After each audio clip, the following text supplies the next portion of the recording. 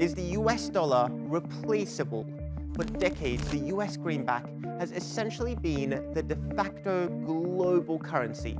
From foreign bank reserves to the pricing of gold and oil, the US dollar reigns supreme. But that dominance is now being challenged. Can the US dollar remain the global reserve currency? Absolutely not. So there's a very, very strong motivation for a lot of countries to move away from the dollar. The US dollar is in danger of losing its status as the world's reserve currency.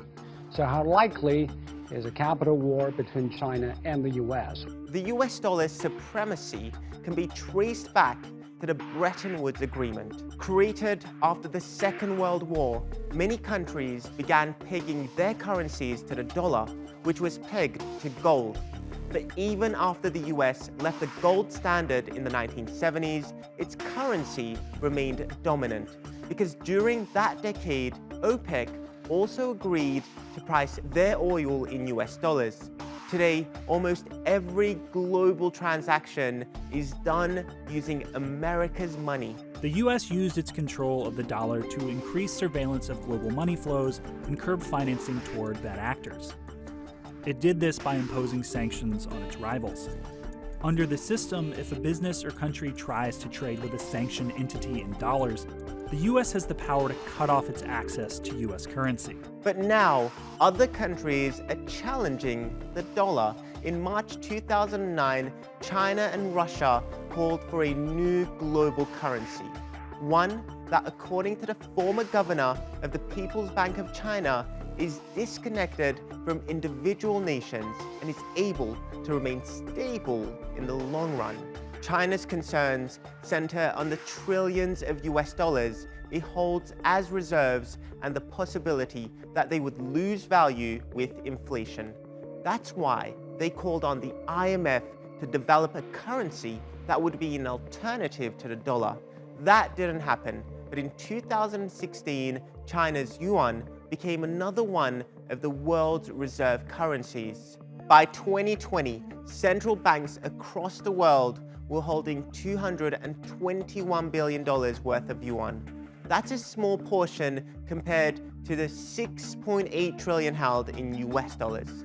Many analysts argue that China is working towards displacing the greenback, and it's taking steps like this to make that happen. You've heard of petrodollars, but what about petro-yuan? The US dollar has been the main currency for oil futures contracts, so launching a contract in its domestic currency is a sign that China wants the yuan to play a bigger role in global oil trading. According to some analysts, China is also leading the world in developing a national digital currency, which could be a game changer. The country would be the first major economy to introduce a digital currency in the real world. Meanwhile, the central bank is also looking into ways to make international transactions possible in digital yuan. Russia, with its vast oil wealth, is also challenging the US dollar's hegemony.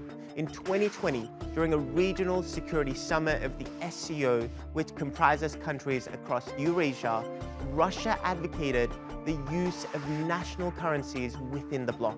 And back in 2019, Russia signed a deal with China to use their own currencies to settle trade accounts. The two countries are refocusing on a mutual goal, using their own currencies instead of the US dollar. A goal of $200 billion in annual trade still stands, but that trade may not be denominated in dollars. The new development bank, established by the BRICS countries, also has policies that encourage local currency lending. By 2019, a quarter of the $15 billion in financial aid given by the bank was in their national currencies. When you're trading with another country, to invoice that country in rand or in rupees or in rubles rather than in dollars as a way to lessen dependence on the US dollar. And Russia's saying it wants these 5 countries to do that a lot more. Although the US dollar remains the most dominant currency, America's share of the global economy is shrinking. In 1960, it comprised 40% of global GDP. Today, it makes up only 25%. And as the US Federal Reserve continues to print money, the future value of the dollar remains uncertain. All that is forcing countries like China and Russia to find workarounds to rely less on American money. But the key question is, will the rest of the world follow their lead?